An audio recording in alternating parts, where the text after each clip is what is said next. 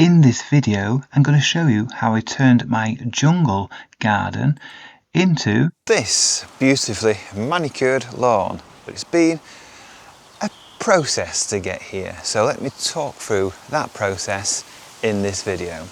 So when we moved into this house and garden, 13 years ago now, the full back garden was one long lawn with some shrubs around the edges, greenhouses at the end and a vegetable plot, and lots of overgrown shrubs near the end as well, but predominantly it was lawn. And obviously I wanted to create an exotic tropical garden, mainly starting at the back and then working towards the back of the house. And I did that over the first 4 or 5 years, and you can see that progress on my exotic gardening YouTube channel. And that is what I wanted to do for many years, and I still want to grow exotic plants, and my garden is still full of them. What I did over the first 5, 6, 7 years was change this area. We put those paths in the centre, we raised the soil levels either side, and we had lots of exotic plants in this part of the garden. So we had the cannas, the bananas, the colocasias, the dahlias, the gingers, the annual colour from zinnias, cleome, and so many other plants. Massive colour, extreme height, lots of lush foliage in this part of the garden. And the second half was predominantly more arid style planting. And that has worked really, really well for many years. But it's time to reclaim this first half of the garden for the family, to have an open space, to have a lawned area. So I promised that last year was the last year of a jungle part of the garden for this part of the garden, and I would return it to lawn.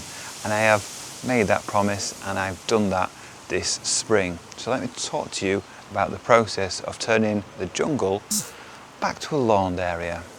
Now, in order to lay a lawn, the area had to be totally cleared and levelled and get ready to prepare the ground for the turf.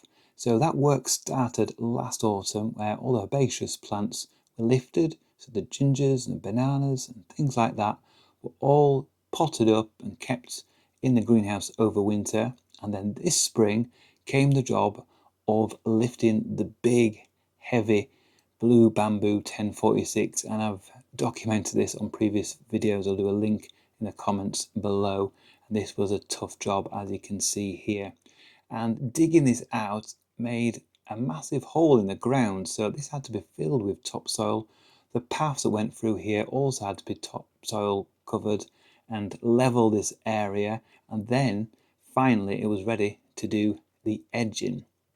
And the edging I've used is a cotton steel. This is the same style as used in the arid part of the garden, and this is pretty easy to lay, basically with a rubber mallet, a level, and some pegs to really stabilize it in the ground. You can curve it, and it's very, very rewarding to have this nice sort of edging going round. And like I said, I started by the jungle hut and carried on down the garden, laying this, making sure I had it as level as I could, so I had a border and a place for the turf to go.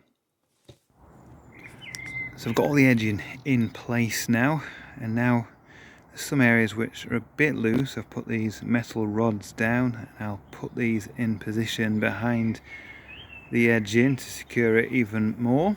As you can see, I've got quite a lot of the rods, because some areas, like I said, are very firm, but some areas are loose where the ground's not completely level, especially on the wood chip area, using a lot over there because it's not really going into proper soil.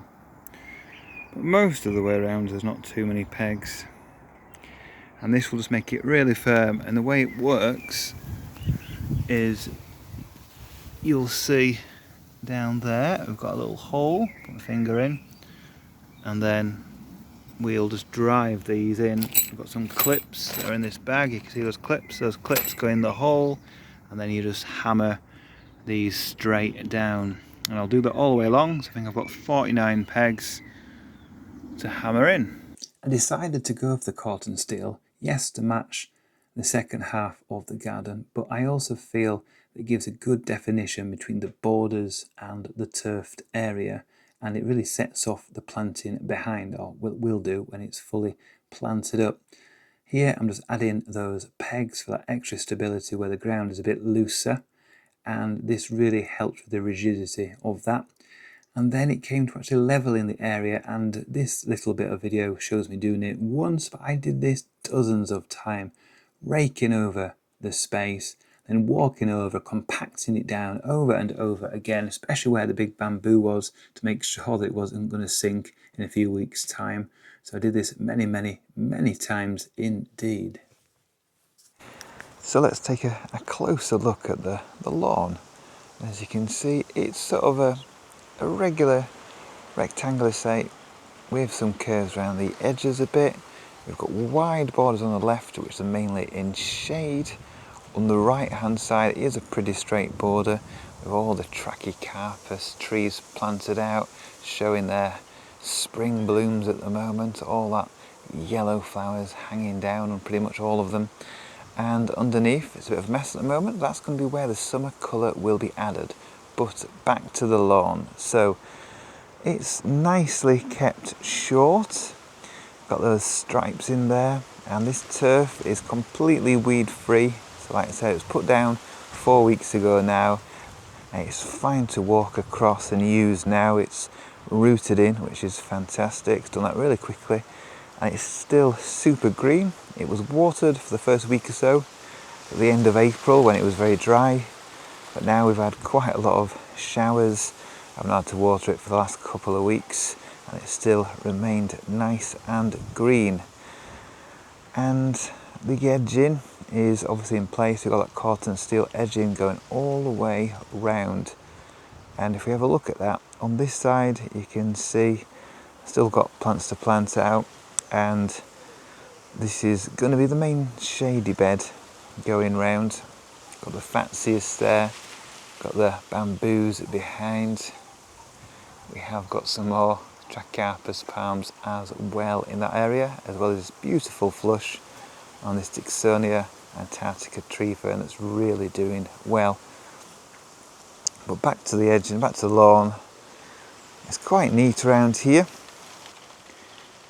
but when it comes to the end, we've got that turf meeting the wood chip, and then onto the new bridge that goes into the second half of the garden. And I will be doing a full garden tour very soon, so you can see how the spring progress has changed the feel of the garden as the leaves have unfurled and things are getting bigger and growth has really commenced. But in this video, obviously, I was concentrating on the lawn area, and where the lawn here meets the wood chip, I need some proper division, because obviously the wood chip's going to get kicked up like you can see there, and I want a nice edge where it can be mown across as well. So it does pretty much sort of slope slightly into the wood chip, and the wood chip's just gone over there with the weed suppressing membrane underneath. And I was thinking, what could I put across here, this edging? So I don't want to trip people up. I want to have a nice edge, clear edge though, defining the two different areas. So my first thought is obviously like a nice brick edging. If you think that's the way to go, let me know in the comments below. If you can suggest anything else, it wants to be relatively simple, and it's not too far across here. It's only about 2 meters at this narrow point here, maybe 3 meters, so it's not a big piece of work. I thought about doing cotton steel edging, but very low down, but I think that would be trip hazard. I think it needs to be wide enough that you see it and it's easy to strim over as well. And the cotton steel edging, obviously I've used it throughout the garden.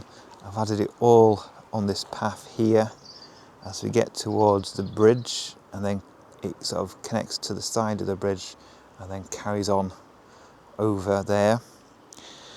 And it's sort of these same sort of orangey colours with a new freshly put down wood chip here, into the orange bridge, into the cotton steel, which is orange. I think it looks nice. I need to fill up this board here, because as I've taken off the old wood and put the cotton steel down, it's widened this bit, so I need to backfill with some more soil and compost. And here I've still got a decent bed, so I've got some planting opportunities underneath this amazing Schefflera, which is absolutely huge now. It's flushing all over as well, multiple growth points, absolutely beast of a plant. So we've still got planting opportunities around here, and I need to tidy up and obviously get rid of these shelters. I call them shelters, that's what they use for the arid bed over winter, but what I've been using them for the last few weeks is actually putting over the lawn so I can take my heavy wheelbarrow full of concrete or cement and sand down the garden for the product down the bottom of the garden, which we'll come to in an upcoming video. So I've used that to protect the lawn with a wheelbarrow, which has done a good job because you can't see any muddy tracks or anything on the lawn, so that's done really well. Anyway, so the cotton steel bends round here, goes all the way down here, and it's pretty much a straight line here. And obviously we've got the beautiful Trachycarpus palms, every species all along here planted out, including the little Nanus, which is behind that red dragon over there.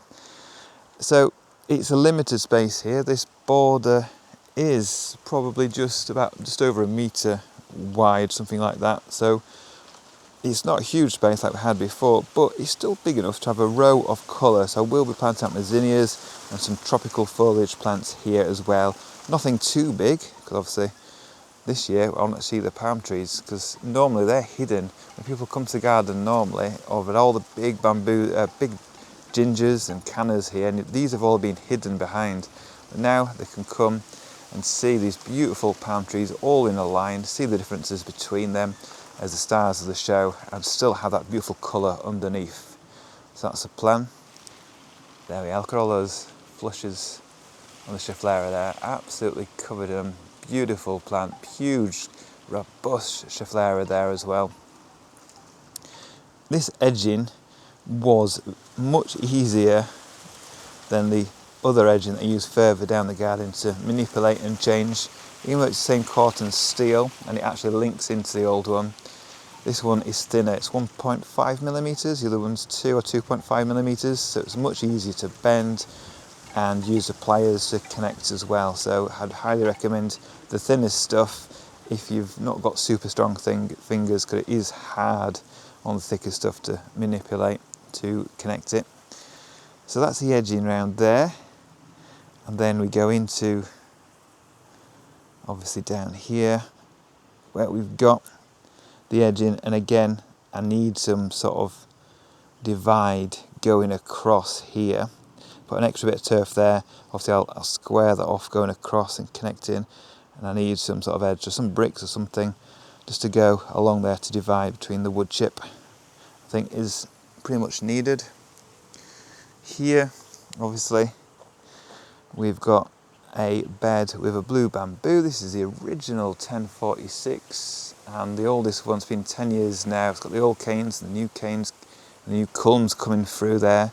And obviously the other one used to be right bang smack here in the middle where the lawn is now, and that was such a hard job digging that out. And now as we look back, that is the view we have in spring, and I think the lawn does work here. It's in full sun for most of the day, so it's a nice place for the family to obviously sit down, have a picnic or relax in the sun, kick a ball about, and it's not really going to hurt the plants around because they're nice and robust. So I think I've done the right thing opening up this part of the garden. We've still got that tropical feel with all the exotic palm trees, bananas will be coming out soon, and the cannas that will be planted on that side as well. So I think it looks good. I'd like to know your thoughts. Obviously it's a drastic change from what we had before, but we've still got lots of space down the bottom of the garden for lots of exotic plants and lots of planting opportunities in pots and other parts of the garden as well. In terms of maintaining the lawn, that was one thing I said to my wife. I said, if we're having a lawn, I don't want to be mowing it all the time, because that is a job I don't really enjoy. So Meet Mow, this is our little mower, and it comes out and it mows the lawn for us. So if you'd like to know more about this mower, let me know, and I might do a full video, a bit of a review on that mower, because it does a really good job, as you can see. So that's the lawn, that's the changes we've got. We've gone from a lawn to a jungle, and now back to a modern style lawn with cotton edging and a jungle hut at the end. So let me know your thoughts on the transformation, and join me as we do tours and lots of projects in the garden this year. So thank you for watching this edition of Exotic Gardener UK. Join me next week, we'll be doing more in the garden.